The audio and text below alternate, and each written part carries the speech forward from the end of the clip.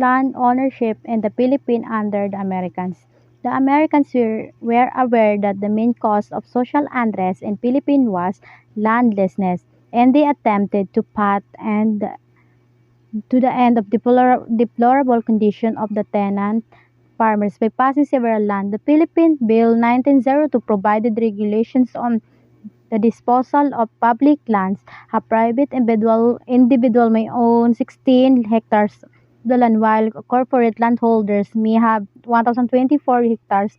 Americans were also given rights to own agricultural lands to the country. The Philippine Commission also enacted Number 496 or the Land Registration Act, which introduced the torrent system. To address the absence of records, issue the land titles and conduct accurate land surveys. In 1903, the homestead program was introduced, allowing tenants to enter into a agricultural business by acquiring farm of at least 16 hectares. This program, however, was limited to areas in Luzon and Mindanao where the colonial penetration have been difficult for Americans problem. They inherit from the Spaniards. So first is the Bill 1902, nagbigay sila ng mga regulation to the disposable land. Ayon sa bill na ito, na tanging 16 hectare lamang ang maaaring magmay-ari ng isang pribadong individual, habang ang mga corporate holders ay maaari silang magkaroon ng 1,024 hectare. And of course, the Americans also the right agricultural land, and also the Philippines Commission of State Act number 496, which today's an act state torrent system. This kind of problem, we talk about the torrent system and land registration. So we are one who will inspect and maintain registration land holding and serve as an inclusive evidence on their register as the proprietors. So bali sila ang decree ng mga naglabas ang decree ng mga papeles in 1903 naman they introduced homestead program na i-allowed ang tenant na mag-enter sa agricultural business by acquiring a farm at least 16 hectare. Ang programa na ito ay gayunpaman ay limited lang ito sa area ng Northern Luzon at Mindanao. The Americans were aware the main cause of social unrest in the Philippines was landlessness, and they attempt to put end to the deplorable condition to the tenant farmers by passing several plans. The Philippine Bill 1902 provided regulation on the disposal of public land. Private individual may own 16 hectares of land, while corporate landholders may have 1,024 hectares. Americans were also given the rights to own agricultural land in a country. The Philippine Commission also enacted 9496 of the Land Registration Act, which introduced a torrent system, address the absence earlier records of issue the titles and conduct accurate land surveys. In 1903, the homestead program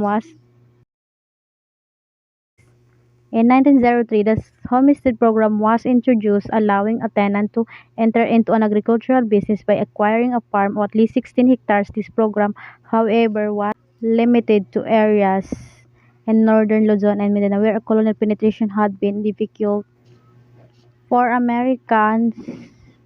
Problem they inherit from the Spaniards.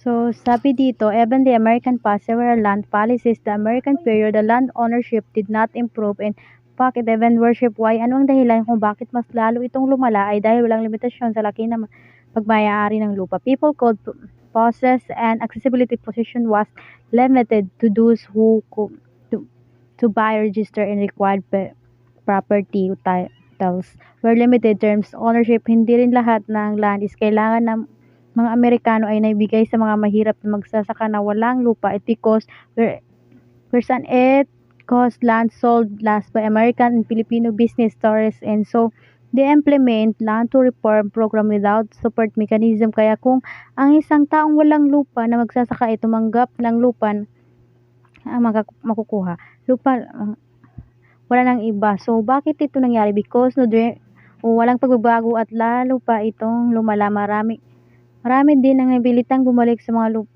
or magupahan sa mga mamamayang hasindero. Ang Pilipino ay ipinilit na kinuha ng mga lupa sa mga magsaka na hindi kayang bayaran ng kanilang utang. Bakit? Dahil walang suporta o mechanism. Kaya naman maaaring lupa ang nagpasa na humantong sa malawakang pag-alsa ng mga magsasaka. That's why the land ownership become percent. Ito ang dahil lang sistemang ito ay surprising and Luzon, kaya ang mga manggagawa o magsasaka ay naghahanap ng lugar para sa mga milenaryan o kilusan na nagbibigay sa kanila ng pag-asa na maaring magbago ang lahat sa pamamagitan ng militancy.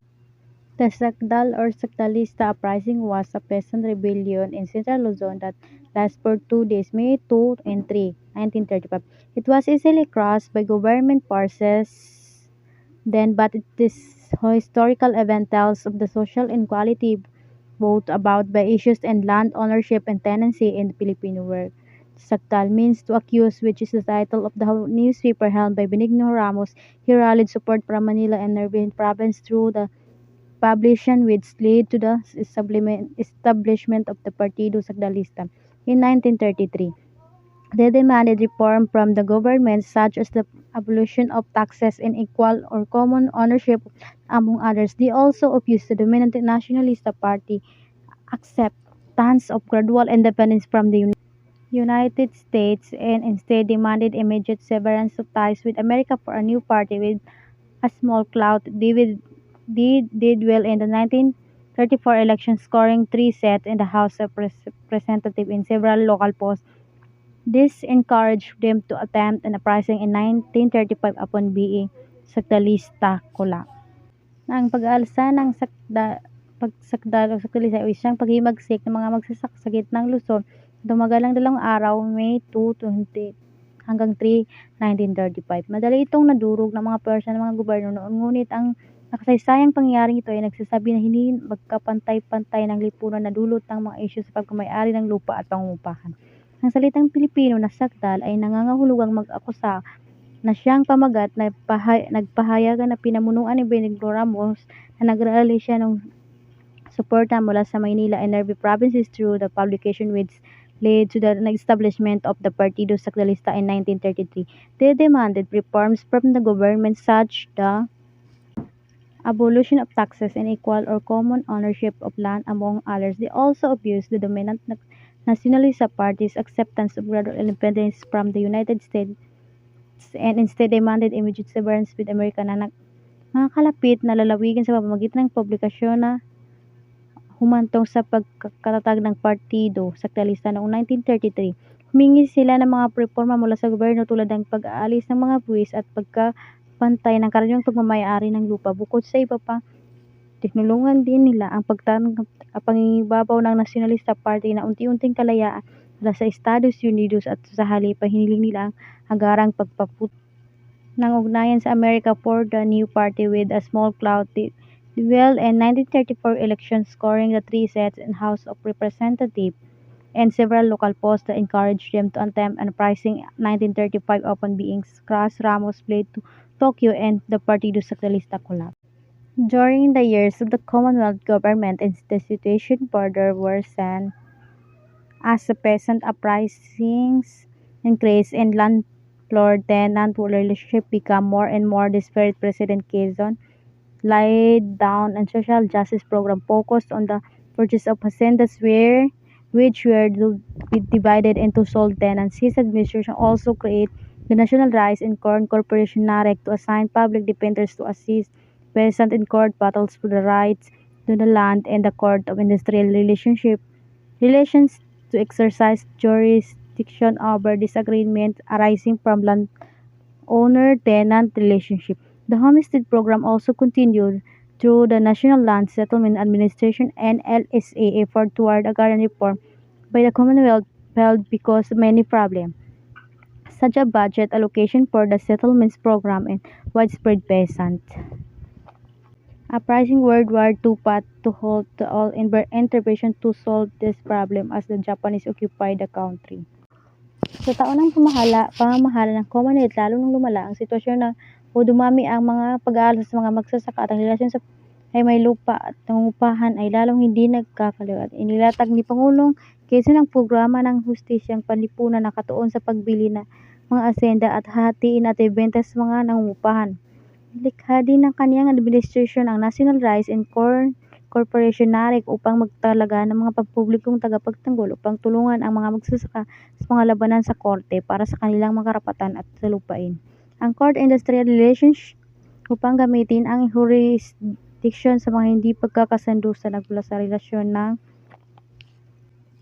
ng may-ari ng nangungupahan at nagpatuloy din ang homestead program sa pamamagitan ng National Land Settlement Administration LC. Sabi ko ang mga pagsisikap tungo sa reformang agraryo na Commonwealth dahil sa maraming problema tulad ng paglalaan ng budget para sa programang settlement at malawakang pag-aalsa ng mga magsasaka. Ang ikalawang digmaan pandaigdig ay huminto sa lahat ang mga intervention upang malutas ang mga problemang ito ay habang sinasakop ng Hapon